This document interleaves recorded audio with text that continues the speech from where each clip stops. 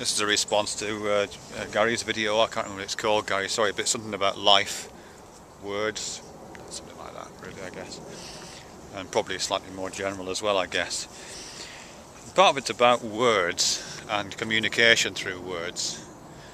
And then maybe this word life, I'm not sure if I can get to that really just yet. But I know what you mean about this, the difficulty of using natural language to communicate to one another. And this desire we have to nail these terms down, nail the words down to a single definition. So our communications appears more, I don't know, just straightforward or something, I don't know. But, I don't know, I don't think it's possible if I'm honest. And I'm not sure if it's desirable really, if it was possible. I mean, the example I'm thinking of is this term free that's been around for, you know, in our exchanges and exchanges with Pyro and other people over the last few days in relation to free will. Because I think when we're talking about freedom in relation to free will, I mean, that's a really abstract term. I mean, it's so abstract I'm not even sure it exists. But, not sure, I don't know. Yeah. But the way we're talking about it, we are using it. So we are using it, I hate to say this, but we are using it through metaphors again. I know that's my fucking seem to be endlessly using that word, never mind. Yeah, because like in your video, Gary, you were talking about freedom in contrast to captivity, jails and oppression, and the throwing open of doors and releasing into the wider world and being held in dark spaces and released into light. I mean, you didn't say all that, but that's the kind of imagery you were working with to understand this term free and freedom. Of course, free will isn't about jails, it isn't about captivity, it isn't about darkness, it isn't about any of those things. Because as I say, it's an abstract idea.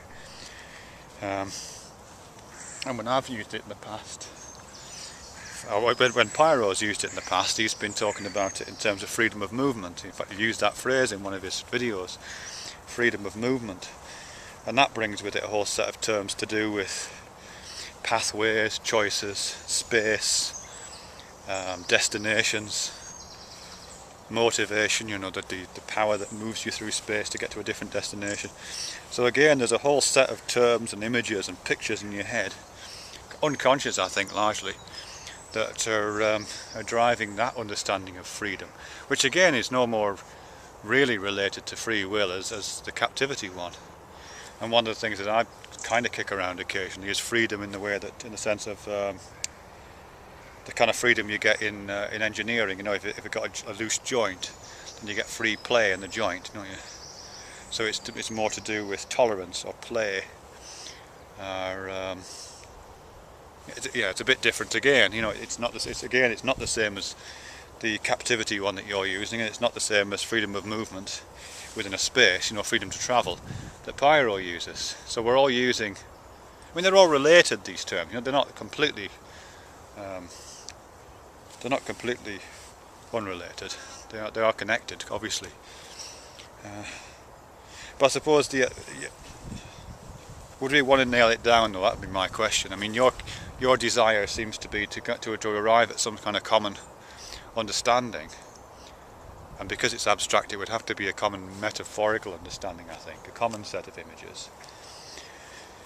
Perhaps to do with your captivity one or whatever, you know what I mean? You seem to want to arrive at a single frame of reference, whereas my desire would be to try to recognise the slipperiness of this stuff, and try to find a way to be inclusive. Because you know, when we do talk just in natural language, not even in these kind of conversations, but just in natural language, we're constantly switching metaphors and switching frames of reference. I mean, we don't usually use it, but this is something I've looked at fairly seriously, and that is what happens. You know, it's one of the drivers of regular conversation. You know, mixing metaphors is one of the things that keeps a conversation flowing. Actually, there's quite a bit of study to demonstrate that.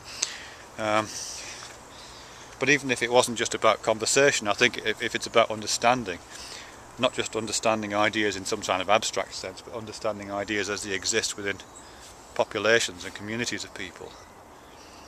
I think, as I say, I would want to be trying to be inclusive. So I would want to be trying to think about what does freedom mean, not to me, but in my narrow sense of engineering tolerances.